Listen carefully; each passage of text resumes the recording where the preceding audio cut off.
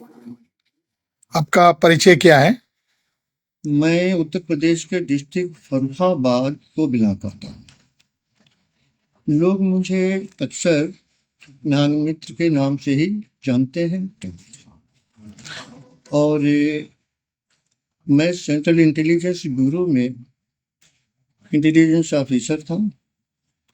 और हम कांसीराम साहब के साथ में जब वो बीआरसी काम कर रही थी और बॉम्ब सेफ ओवरग्राउंड नहीं आया था, तब उनसे दिल्ली में मुलाकात हुई थी। डॉक्टर नैमिष राय हमको पहले मिल गए थे। कांसीराम साहब से मुलाकात हुई थी 11 बजे रात में।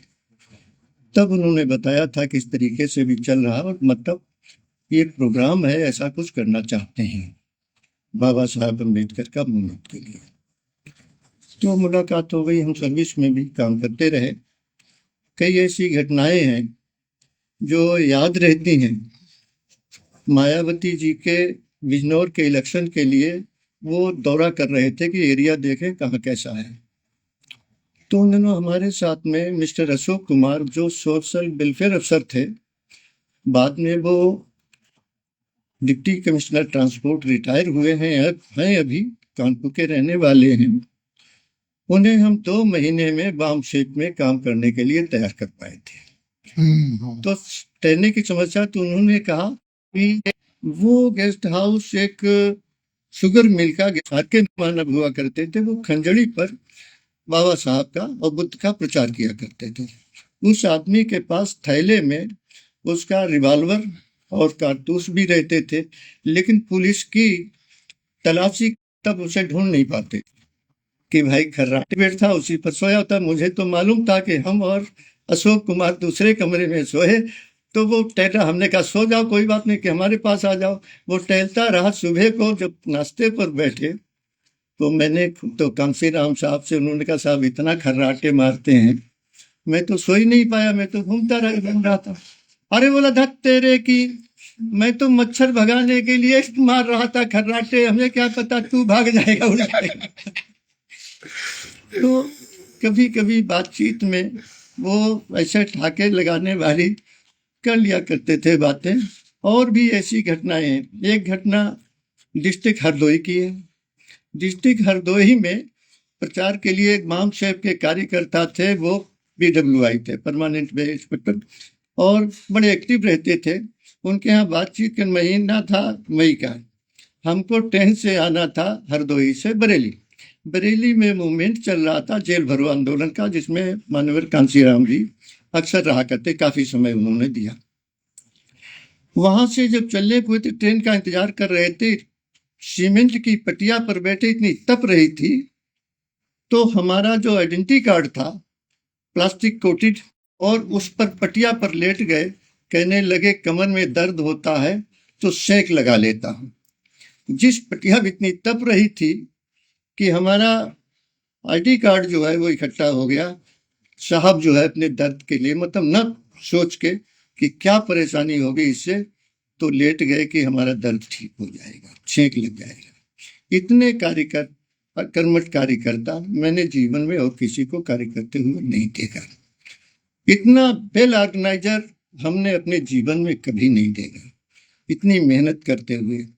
अक्सर वो जब कार से अपनी चला करते थे, एम्बेसडर कार से, जो फिरोजाबाद के कार्यकर्ताओं द्वारा दी गई थी, उसमें वो अकेले चला करते थे। और जमुना नाम का एक उनका ड्राइवर हुआ करता था। हम लोग उसे रोबोट कहते थे। कांसीराम सब कहते क्यों भाई जमुना? तो मैंने इतने सवाल किए, बोला इसीलिए मैं किसी दूसरे, अब वो संतुष्ट होगा कि नहीं होगा, लेकिन हमारे सोचने का और लिखने का समय चला बात कर देगा। तो जहां कहीं भी देखा कि होटल पड़ा, नहीं होटल पड़ा, ढाबे पर या कहीं भी, आगे जमुना सो जाता था और पीछे कांसीराम साहब सो जाते थे। और अपनी बोतल से लेटरिन जाने के बाद खा पी के वहीं से चल देते थे। वो कभी होटल में नहीं ठहरा करते थे, या तो कार्यकर्ता के यहाँ ठहरते थे, हमारे यहाँ भी। और अक्सर हम बरेली में अशोक कुमार जी के यहाँ निवास पर या मेरे निवास पर रहते थे। मैं उन दिनों ऑफिसर हॉस्टल में रहता था। एक बार की घटना है कि रात के 11 बजे आ गए। मैं कुछ काम कर रहा था तो दरवाजा खटखटाया। मैंने कहा आ जाओ, दरवाजा खुला है। तो हमें नहीं मालूम का कौन आया, तो दोबारा खटखटाया। तो मैंने कहा बहरा है क्या, सुनता नहीं, दरवाजा खुला, आ जा। तो तीसरी बार भी तो मैं तेज आवाज में बोला, क्यों खटखटाया जा रहा है, आता क्यों नहीं है, खुला हुआ है। फिर भी अंदर नहीं घुसे। मैंने उल्लू का पट्टा, खटखटाया जा रहा, अंदर नहीं आ रहा है। मैं एकदम उठा गुस्से में और दरवाजा खोला तो हंस रहे थे खड़े काफी देर तक वो भी हंसते रहे और मैं भी हंसता रहा। अक्सर उन्हें अरहर की दाल पसंद थी। बोला खाने को, हमने खाना नहीं खाए, कहीं नहीं, तो ठीक है। तो भतीजी ने हमारी और वाइफ ने तुरंत मिलकर उनको खाना खिलाया, बनाया। तो कई ऐसी घटनाएं हैं जो याद रखनी है। एक बार मूवमेंट चल रहा था तो पता लगा कि कांसीराम साहब को अरेस्ट कर लिया जाएगा। जेल भरो आंदोलन। हम लोग एक होटल में बैठे थे, परिचित थे, चूंकि हमें सब जानते थे, मतलब चाहे वो LIU का हो या सेंट्रल इंटेलिजेंस का कोई अधिकारी कर्मचारी, वो सब जानते थे। लेकिन कांसीराम साहब को कुछ ही लोग पहचानते थे, बहुत से लोग नहीं जानते थे। होटल में बैठे तो एक LIU के व्यक्ति ने कहा कि आज साहब अरेस्ट कर लिए जाएंगे साहब, और वो लोग अरेस्ट करने वाले इधर उधर लगे हुए हैं। हमने उन्हें बताया नहीं कांसीराम साहब है, हम तो जान रहे हैं। तो वो उन्होंने जैसे ही कहा तो उन्होंने अपनी कमीज उतारी, सर पे रख ली। गर्मी के महीना था, पसीना निकल रहा था, और जूते हाथ में पकड़े और जिधर रेलवे स्टेशन था उधर चल दिए। वो आगे आगे जा रहे थे, मैं पीछे पीछे जा रहा था। तो उनको कहता था कि अभी सीधे चलना है, मैं उनको इंस्ट्रक्शन देता जाता था। किसी को पता नहीं लगता था कि ये दोनों साथ साथ थे। वो आगे आगे, मैं पीछे पीछे। एक मित्र का होटल था तो मैंने कहा लेफ्ट टर्न कर जाइए, ये जो होटल है इसमें घुस जाइए, मैं भी आता हूँ। तो परिचित वाले का होटल था, उसने अवगत करके इनको खिलाया पिलाया, एसी कमरे में रखा। तो इस तरीके की उनकी घटनाएं हैं। एक हमारे और मित्र हुआ करते थे, उनका नाम था बद्री प्रसाद, एडवोकेट थे, लंबाई में मानवर कांसीराम के बराबर ही थे, और चेहरा भी वैसा था, बाल भी वैसे ही थे उनके, थोड़े जिस तरीके से कांसीराम साहब के थे। तो जब कांसीराम साहब नहीं हुआ करते थे तब हम अपने स्कूटर से उन्हें बिठा के घुमा दिया करते थे, ताकि लोग समझे कि मानवर कांसीराम साहब अभी यहीं बरेली में ही हैं। तो लोग समझ जाते थे, हैं तो सब लोग कार्यकर्ता ऑर्गेनाइज रहते थे। उन दिनों एक मूवमेंट चला था, जेल भर, मतलब शराब की भट्टी हटाओ जेल भरो आंदोलन। अच्छा। हाँ, तो उसमें हजारों की तादाद में महिला जेल गई थी। वहां कलेक्टर को 180 लोगों, महिलाओं ने उन्हें उनके घर पर बंद कर लिया, घेर लिया। पुलिस को घुसाया गया महिलाएं को पकड़ने के लिए, उन्हें बाहर निकालने के लिए। तो 2 सब इंस्पेक्टर थी और 4 महिलाएं जो है कांस्टेबल की। तो उनकी महिलाओं ने उनकी सबकी वर्दी फाड़ के नंगा करके उन्हें बाथरूम में बंद कर दिया, पुलिस की महिलाओं। बाहर पुलिस वाले जो थे, बात और महिलाओं का भी हुजूम था, कुछ महिलाएं जेल में थी। तो पुलिस वाले ऐसी कहते, अगर आदमी हो, लोग होते तो हम मार मार गोलियों के छलनी करके पोस्टमार्टम के लिए लाइन में लगा देते थे। तब वो महिलाएं कहती थी जो बाहर बैठी थी कि माँ ने दूध पिलाया तो चला हम पर गोली। और मैं पता नहीं लगता था कहाँ महिलाएं हैं। और वो मतलब पूरे कलेक्ट्रेट में वकीलों के पास एक बैठी, 2 बैठी, और जैसे ही 10 बजता था सीटी बजाई, वो सब महिलाएं आ जाती थी, और चप्पल हाथ में लगती थी, कोई फेंक के जाती थी, कोई नई चप्पल अपनी उतार के फेंक के मारती थी, कादियों पर जेल चली जाती थी। तो इतना बड़ा आंदोलन तो स्वतंत्रता संग्राम में भी महिलाओं का नहीं हुआ जितना बरेली का आंदोलन मशहूर हुआ। कांशीराम जी को दूसरा बाबा साहब अम्बेडकर बोलते थे, और उत्तर प्रदेश के लोगों ने उनके साथ बहुत लगाव रखा। कैसे काम किया उन्होंने? बाबा साहब का दूसरा रूप के रूप में उन्हें कैसे देखते थे? मानवर कांशीराम साहब कहते थे, बाबा साहब ने हमको थ्योरी दी है लोगों को, मैं उस थ्योरी को समझाने के लिए और देश में बाबा साहब और बुद्ध के विचारों को समाज बनाने के लिए मैं लोगों को इकट्ठा कर रहा हूँ। और जिस तरीके की उनकी भाषा हुआ करती थी, रात में वो उनके 10 और 11 बजे के बाद बीच में नींद आती थी, और वो अपने माथे को सहलाते हुए, इस तरीके से सहलाते हुए वो सोने लगते थे। तो कार्यकर्ता कहते थे कि भाई सो जाओ, आपको नींद आ रही। अरे नहीं नहीं नहीं, मैं जग रहा हूँ, आप कहते रहो। तो करीब 1 घंटा वो सहलाने के बाद नहीं नहीं नहीं सोता हूँ। फिर उनको नींद नहीं आती थी और वो सुबह 4-5 बजे तक बैठे रहते थे। कार्यकर्ता भले सो जाए लेकिन मान्यवर कांसीराम साहब बस कहते सोते नहीं। रहते। और सोने के बाद वो मतलब ट्रेन में भी कहीं बैठे हुए हैं तो मैं उनके साथ रहा हूँ। ट्रेन में कभी झपकी मार के सो लेते थे, कभी अपने गाड़ी में चलते हुए सो लेते थे। अच्छा, खाने के लिए भी कोई उनका विशेष खाना नहीं था, रखा हुआ खा लेते थे। लेकिन पहनने का भी कहीं किसी की मतलब उनका हमेशा सोच रहता था संगठन, और संगठन के अलावा उनका कोई और सोच नहीं था। लोगों से बातचीत भी करते थे तो संगठन पर ही बात किया करते थे और बताया करते थे कि फला स्टेट में फला डिस्ट्रिक्ट में मैंने इतना काम कर लिया, तुम लोग बहुत धीरे काम कर रहे हो। वही बात कैसे तुम लोग बहुत पीछे हो। हाँ? लोगों को मोटिवेट करते थे। मोटिवेट करते रहते, जहाँ कुछ भी नहीं हुआ बोला वहां के सबसे आगे हैं। तो उन्होंने दिल्ली में कहा था बरेली हमारी तैयार हो गई है। तो सबसे पहले हम लोगों ने ही फिल्म बनवाई थी कार्यक्रम की, हाँ, और तब तक तो नहीं थी। तब इन्होंने डिक्लेयर किया था, दिल्ली में बहुत बड़ी रैली हुई थी जो मतलब रामलीला ग्राउंड पहले तय हुआ था, उसको कैंसिल कर दिया गया था। वो लाल किला के पीछे रैली हुई थी। लोगों को यही नहीं पता लगता कि मतलब मंच कहाँ लगा हुआ। लाखों की भीड़, मतलब कई लाख की भीड़ थी, रोड जाम हो गया था। तो लोग देख ही नहीं पाते थे कि साहब कहाँ से बोल रहे हैं, मायावती जी कहाँ से बोल रही है, मतलब दिखाई नहीं देता था, इतना बड़ा हुजूम था। उसमें उन्होंने डिक्लेयर किया कि यूपी में बरेली तैयार हो गया है। कांसीराम साहब के लिए कोई भी गाड़ी या कार करना मुश्किल होता था। हमने उन्हें शराब की भट्टी हटाओ आंदोलन में आने के लिए 14 गाड़ियों से उन्हें रिसीव किया था, 4 किलोमीटर पीछे से। तो बहुत खुश रहे। वो अक्सर बरेली में रुका करते थे और अपने इधर उधर की घटनाएं भी सुनाया करते थे कि तुम लोग बहुत पीछे हो। तो इतना बड़ा संगठन खड़ा करने वाला, मेहनत करने वाला, वो लोगों को साथ में नहीं लेते थे। इतने निडर व्यक्ति हमने बाबा साहब के बाद में ऐसा देखा कि इतने निडर व्यक्ति और कोई मुझे नहीं मतलब जीवन में नजर आया। कैसी बातें वो लोगों को समझाते थे? क्या शुरू में लोग उनकी बातों को मानते थे, उत्तर प्रदेश के लोग? हाँ, वो बड़ी साधारण भाषा में वो अपने जिस समाज को समझाना चाहते थे उसे लडुआ कहते थे। ये हमारा समाज लडुआ समाज है और उसी की भाषा में वहां समझाया करते थे और वो दूसरे प्रतीकों को समझा करते थे। छोटे छोटे नारे होते थे, वोट हमारा, राज तुम्हारा। हाँ, तो राज तुम्हारा मतलब वोट हमारा, राज तुम्हारा, नहीं चलेगा नहीं चलेगा नारे हुए लगाते थे। और जब मूवमेंट चला शराब की भट्टी हटाओ तो हमने कहा साहब क्या हट जाएगी? अरे बोला हट नहीं जाएगी, मैं तो कांग्रेस का भट्टा बिठाना चाहता हूँ, भट्टी थोड़ी हटाना चाहता हूँ।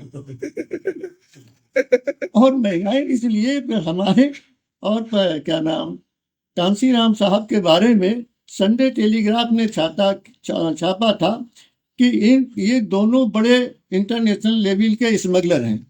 इनके आप और काशीराम जी। हाँ, और इनके पास महिलाओं का बहुत बड़ा जत्था है। ये महिलाओं की थ्रो स्मगलिंग का काम करती हैं। मैं तो वहीं पर जब आंदोलन चल रहा था और एक इलेक्शन भी आ गया था तो उसमें भाजपा के लोगों ने हाँ, नारा बताया था। तो उन दिनों हम लोग कहते थे कि भाई, बहुत से हमारे साथी कहते थे हम कैसे जाने कि ये DS4 का है।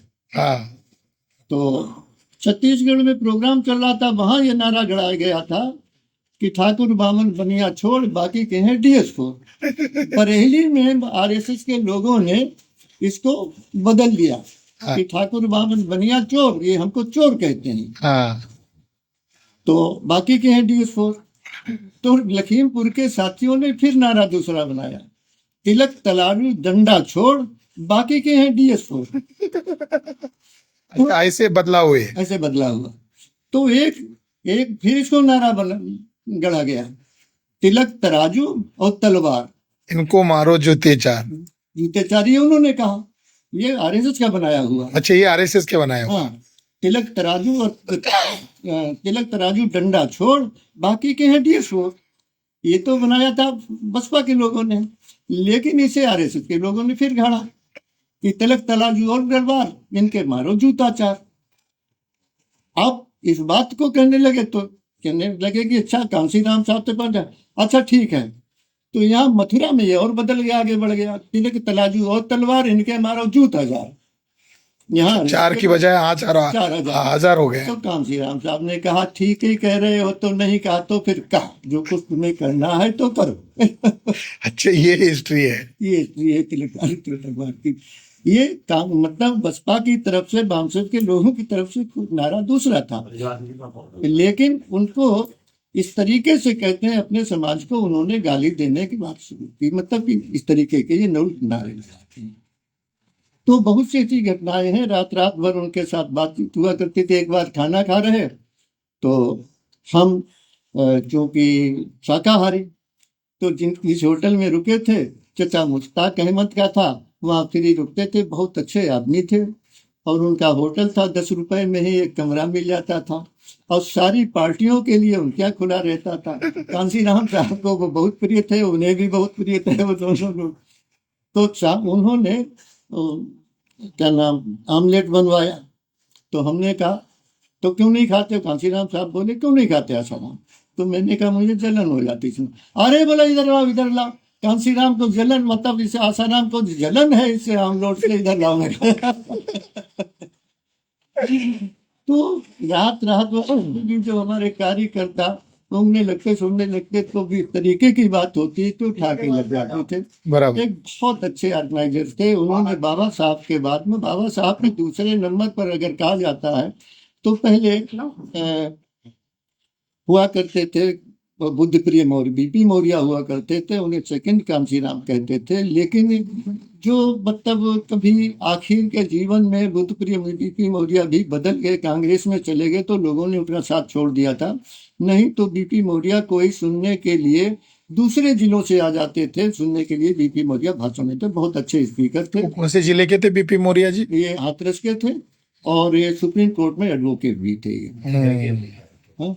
अलीगढ़ में हाँ, शहर हाँ, मतलब खैर कहते मतलब वो पढ़ता था पासे में। तो उसके बाद उन्हें छोड़ के अगर दूसरा किसी को कहा गया उस वक्त, तो कांसीराम से वो बाबा साहब के दूसरा दिया गया लोगों ने, और जनता पार्टी उन्हें इस तरीके से स्वीकार करती है। चलो आगे। तो आखिरी मेरा ये सवाल है आपको, ये कांशीराम जी ने कहा था कि मैं भारत, मेरा सपनों का भारत, सम्राट अशोक का भारत। तो बुद्धिज्म की मूवमेंट उत्तर भारत में रुकी हुई है या बढ़ रही है? कांसीराम साहब बुद्धिज्म की तरफ उन्होंने, हमारी भी बातचीत हो जाती थी, व्यक्तिगत रूप से भी बात होती थी। उनका था कि हम कम से कम 2 करोड़ लोगों के साथ में परिवर्तन करेंगे, उनको एक्सेप्ट करेंगे। जो उनकी डेट तय थी उससे पहले ही वो एक्सपायर कर गए। वह उनका डिटरमिन तब ये प्रोग्राम था कि हम 2 करोड़ को लोगों के साथ में, और उत्तर भारत से शुरू करेंगे कि हम 2 करोड़ों के साथ में दीक्षा लेंगे। उनका पक्का इरादा था बुद्ध में भारत को, मतलब बुद्ध और उनका वो वक्तव्य पूरा होने के पहले ही वो गुजर गए। अभी देश भर में आरएसएस, बीजेपी पूरे हमारी विरासत को खत्म कर रही है, बर्बाद कर रही है, और बुद्धिज्म की मूवमेंट की उपेक्षा की जा रही है कुछ लोगों के द्वारा।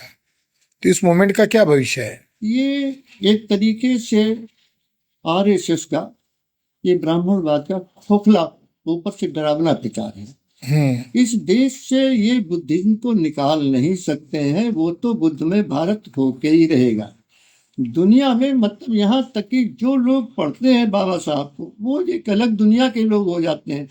एंटोनियो गुटेरेस जो यूनो के सेक्रेटरी हैं, उन्होंने कहा डॉक्टर अंबेडकर का संविधान अगर पूरी दुनिया में 5 वर्ष के लिए लागू कर दिया जाए तो दुनिया की सारी समस्याएं समाप्त हो सकती हैं। तो ऐसे संविधान को, ऐसे रास्ते, तो बुद्ध के धम्म पर जो है जीवन यापन करने का तरीका है। दुनिया ने उसी वक्त जो तब धम्म प्रचार था, अशोक के पीरियड में ही इस देश को विश्वगुरु कहा गया है। और अब तो नौजवान साथी जो, और महिलाएं कहना चाहिए, वो हमारे धर्म प्रचार में इतनी तेजी से लगे हुए हैं। अरे मतलब इन्हें रोकने की तो बात छोड़ो, ये कुछ नहीं कर पाएंगे लोग, ऊपर की पंगत की है। बराबर। और ये जो कर रहे हैं ये मुसलमानों के साथ ऐसा करके वो धमकी दे रहे हैं एससी एसटी ओबीसी को, जो तेजी से बदलाव हो रहा है मानसिक बदलाव। तो ब्राह्मणवाद के विपरीत जो खड़े होने का साहस कर, वो मतलब मुसलमानों को साथ उत्पीड़ित करके उनको धमकाने का प्रयास कर रहे हैं, जो असंभव है। ऐसा संभव नहीं। बराबर।